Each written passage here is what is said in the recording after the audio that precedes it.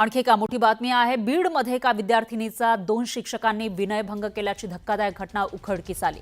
विद्यार्थिनीच्या विनयभंग प्रकरणाला आता राजकीय वळण लागलेलं आहे। अजित पवार गटाचे नेते माजी मंत्री धनंजय मुंडे यांनी मोठा गौप्यस्फोट करत लैंगिक छळ करणारा आरोपी हा बीडचे आमदार संदीप क्षीरसागर यांचा राईट हँड असल्याचं म्हटलं।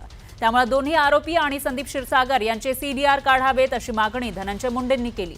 त्यामुळे आता राजकीय आरोप प्रत्यारोपांना सुरुवात झाली आहे।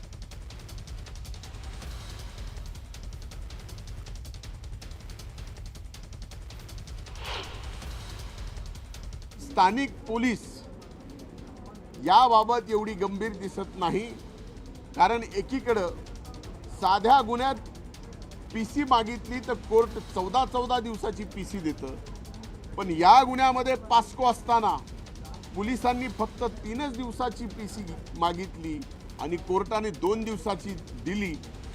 यातच सगळ्यात गोड बंगाल लक्षात आलं की कुठंतरी हे सगळं मॅनेज करायचं काम चालू आहे। पवार सरचे जे काही कोचिंग क्लासेस आहेत किंवा त्यांचे कॉलेज आहेत ते सगळे CCTVच्या अंडरमध्ये आहेत। सगळे CCTV फुटेज पोलिसांनी ताब्यात घेतलेले आहेत। आम्ही फक्त प्रशासनाने बोलताना रोज विचारतो की तपास योग्य दिशेने आहेत। मी त्यांना हेही बोललो SP साहेबांना, ते जरी माझ्या जवळचे जरी असले तर तुम्ही कारवाई करायला आणि ॲक्शन घ्यायला मागं पुढे बघू नका।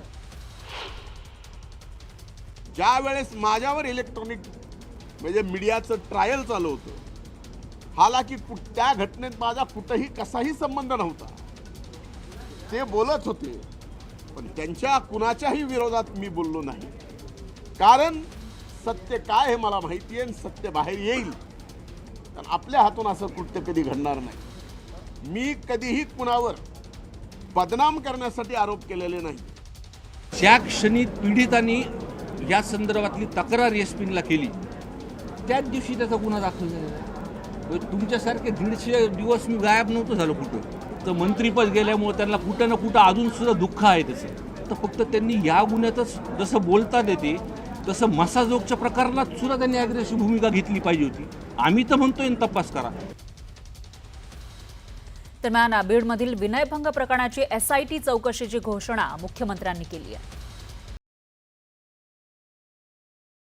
आहे की वरिष्ठ दर्जाच्या IPS महिला अधिकारी यांच्या अध्यक्षतेखाली एक SIT आम्ही तयार करू आणि या SITच्या माध्यमातून या संपूर्ण जी काही गुन्हा आहे त्या गुन्ह्याची चौकशी करू। याची व्याप्ती कुठपर्यंत आहे, कोणाचा वरदहस्त आहे का, कोणी याला राजकीयदृष्ट्या सामाजिकदृष्ट्या अजून कुठल्या दृष्ट्या वेगवेगळी वळणं देत आहे का, अशा प्रकारचाही त्याच्यामध्ये प्रयत्न आपला असेल।